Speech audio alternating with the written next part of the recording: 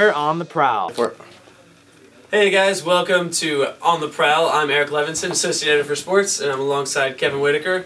And we're going to get to the big weekend in sports. The men's water polo team crushed it this afternoon, beat Navy for the Eastern Championships. And let's start right there. Yes, they did. 10-7 victory over Navy. It's a team they've seen a lot of this year. Met them twice in the regular season, won both those games, and played them here in the Southern Championships 2 weeks ago and lost that one. So it's nice for them to get a little revenge for that victory. This one means a little bit more. The big story really was they beat Iona on Friday, and then yesterday they beat St. Francis, who had won last year. And they were down 3 goals with like 4 minutes left, and came back furious rally.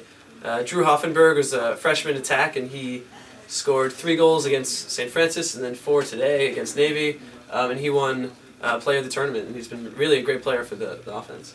Yes, he has, absolutely. Tigers now going to the Final Four at NCAA Championships. They were in the Final Four 2 years ago, and it was actually held here at Princeton. Finished 3rd place there. This time they'll have to travel a little bit further, going to Berkeley, California, out to the West Coast, which is more of the traditional water polo site. And they'll be playing some tough California teams, USC, Cal, UCLA. Those are like some of the best teams in the country, so we'll see how Princeton does.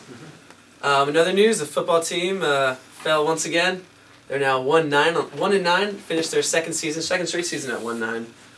It's just doesn't get much better or much worse. Yeah, you could call it merciful, I suppose. The players say that they didn't play as poorly as their record indicated, and in some games that seemed to be the case. But it's a second straight 1-9 season, as you said, and it's not really a good thing. I mean, head coach Bob Surace, you figure he'll get at least one more year. It's too early to completely judge him yet, to throw the book at him yet. But if the Tigers go another 1, 2, 3 win season next year, if there aren't real signs of improvement, then he'll have to answer some tough questions. And senior quarterback Tommy Warnham finished his career by being benched, so not a great way to. He didn't. Quinn Epperly played a decent game. He was more with his legs than with his arm. Princeton looked to take advantage of a Dartmouth rush defense that wasn't super strong.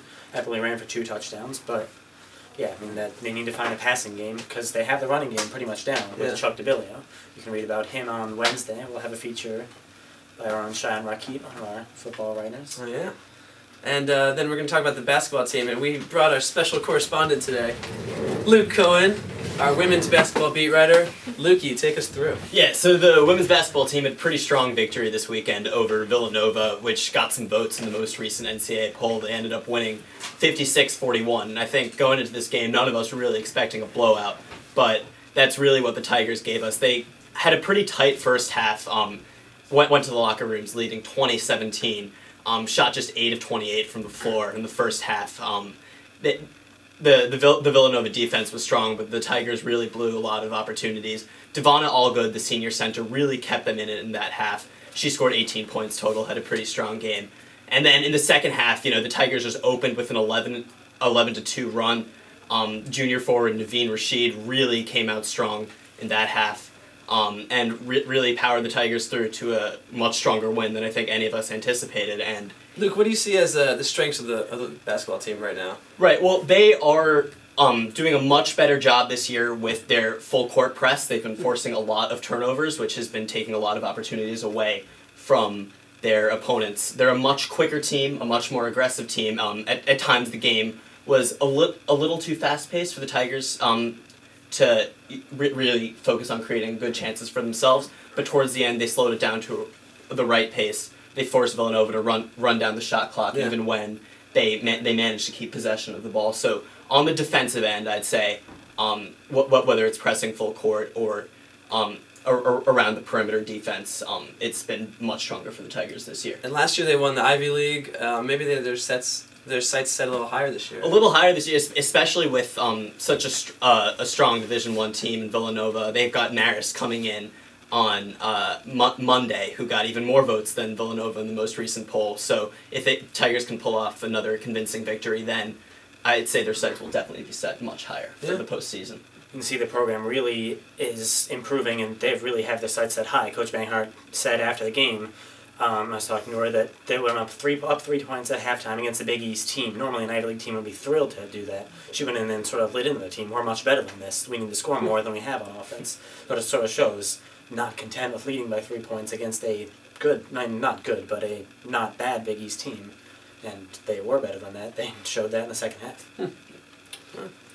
Some other basketball action a couple hours earlier at Jadwin Gymnasium. Head coach Mitch Henderson, class of 1998, got his first victory finally. A little bit later than most Princeton fans were hoping, but that team certainly seems to be on the upswing there. Yeah, Ian Hummer led the way, junior forward, and he's really been the go-to guy for the team. 18 points, 12 rebounds, and I think he had 2 blocks, 2 steals, 2 assists, just doing everything right now. He did. He got a little bit of help. Doug Davis, of course, will always give you those, whatever it was, 12, 13 points, whatever. Hit a couple outside shots, score a couple times, create his own shots. Mac Darrow scored 11 points, was the first Tiger, actually, besides Davis and Hummer, to score double figures this season. But that team's still looking for a little bit more. TJ Bray contributed more, took care of the ball a little better. Certainly they did it against Wagner in their opener. But they're still looking for some other guys to step up. Brendan Connolly, who Mitch Henderson thought was going to be that guy, hasn't quite shown that yet so far. His touch has been a little rough around the basket. And his handle on the ball has been a little loose. But if the Tigers can get a couple of those guys stepping up and play defense the way they have, certainly against Buffalo in that first half, then they'll be a good team. It's Mitch Henderson's first win, which brings him halfway to Bob Sarace's coaching career. Kevin, did you see any improvement on their last home game in terms of just the sloppiness and not turning over the ball as much unnecessarily? I mean, it was a lot different. They had 6 turnovers in the first. The first half was really when they made that run. They led 36-17 at halftime, and then after that, sort of Buffalo clawed back into it. Princeton was sort of content to play with that lead, sort of like a couple games last year when they sort of gave up large second-half leads, became small ones. But they were always in control. It was never really a sense that Buffalo would come back into that game, even with the more pressure in the second half. So Princeton definitely less sloppy, definitely more of a plan on offense, I would definitely say. They had. That'll do it from us at the Prince on the Prowl. Special thanks to Luke, and Kevin and I are signing off.